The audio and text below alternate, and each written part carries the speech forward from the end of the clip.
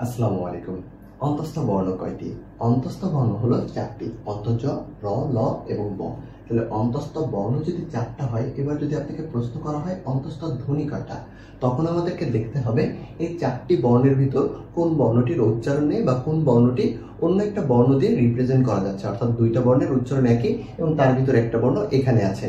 তাহলে আমরা একটু যদি খেয়াল করি, অন্তর্জ যে বর্ণটা, এই বর্ণটাকে আপনি বর্গজ দিয়ে রিপ্রেজেন্ট করতে পারেন, অর্থাৎ অন্তর্জ এবং বর্গজ দুইটার উচ্চারণই একই। আমরা যদি একটা উদাহরণ দিই, রোজা, এই যে রোজা শব্দটা আমরা লিখলাম, এইটাকে আমরা এইভাবেও লিখতে পারি।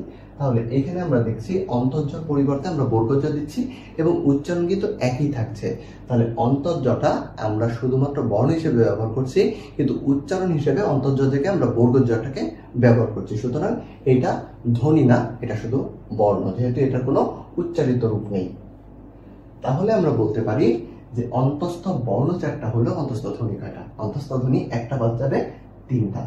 তাহলে অন্তস্থ বর্ণ 4টা, অন্যদিকে অন্তস্থ ধ্বনি হলো 3টা।